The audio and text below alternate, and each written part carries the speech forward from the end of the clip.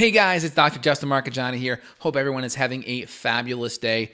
We're going to be doing a little live Q&A here. Really excited to check in. If you guys enjoy these, put your comments down below. Really curious to know your thoughts. Also, make sure you subscribe, hit that bell to get notifications. So when I go live, you guys get a little thing on your app saying, hey, Dr. J's live. All right, so what is happening today? I did a podcast earlier this morning. Feel free, click below to find that podcast. We were talking about uncommon causes of weight gain. So outside of just your standard weight gain, calories in, calories out type of model and exercise more, right? Get off your butt, move around. We talk about some of the more uncommon reasons why you have weight gain and it may be harder to lose that weight. Number one is going to be the inflammatory nature of food. The more food that you're eating that's driving inflammation, that's driving cortisol, that's going to mobilize blood sugar, kind of like a meal that may be a lot really carby or really sugary. People think, hey, I'm eating all this sugar over here, this alcohol, but I'm not doing that. I'm cutting it out. But hey, you may be mobilizing a similar amount of glucose or sugar in your body, right? That you would be getting from that meal with your stress hormones. People forget stress hormones actually mobilize glucose, right?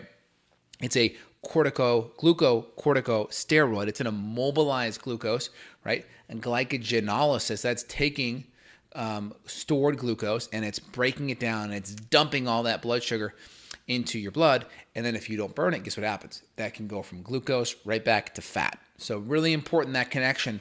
Inflammatory foods, especially gluten, refined junky foods, junky vegetable oils that are more omega-6, if you will, that can really drive inflammation. Dairy, especially if you're sensitive to it, grains for sure. These can all drive inflammation.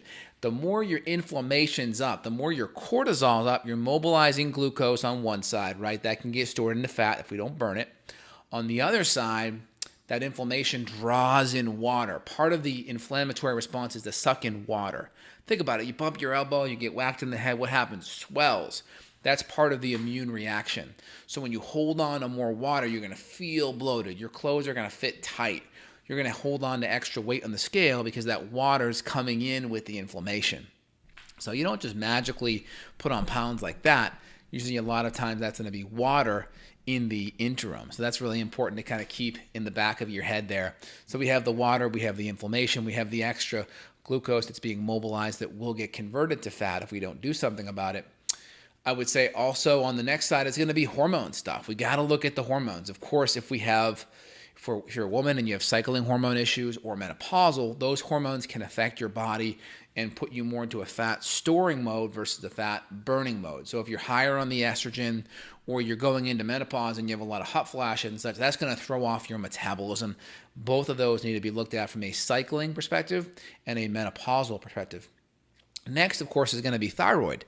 Your thyroid gland sits right, by your Adam's apple, and that's going to be the thermostat of your body. And if you have an autoimmune issue that's attacking the thyroid and your thyroid hormone is starting to drop over time, which means your TSH typically goes up over time later, right? If that happens, then your metabolism is going to get lower and it's going to be hard for you to generate energy, have healthy hair and skin and nails, and burn fat. So that's a really important thing to look at is your thyroid. Most people are not getting that looked at completely. Really, really important. And then I would say after that, your adrenals, like I mentioned before, because of the cortisol. If you have a high level of cortisol or it's chronically low from lots of adrenal stimulation over time, all of those can play a major role in your body being able to generate energy effectively and deal with the glucose in your body. Great questions, though, so far. Let me see if you guys have anything on the agenda that you wanted to dive in on. So I think I hit all the major things off the bat here, guys. So in general, hormones, adrenal, female hormone, thyroid, they all play a role. Of course, the diet plays a big role because of insulin and carbohydrate and all that stuff gets broken down into sugar eventually. And that will raise insulin. Insulin's going to shunt a lot of the stuff into your fat cell for you to store versus into your mitochondria to burn. So you have that. And then we also talked about the inflammation nature of food. We talked about the hormones and also the gut, because your gut's where you break everything down. So if you're having a hard time digesting your protein, digesting your minerals, digesting your fats, you can't really effectively burn things if you're not digesting it well and it's creating gut stress. just gut stress in general will make you feel bloated, make you feel more gassy, make you feel bigger. So there's that. And also you can't access those nutrients to run those metabolic pathways if you're not digesting it or absorbing it properly. That's a really, really important component to kind of remember there. All right, awesome. Hope that is helpful for you guys.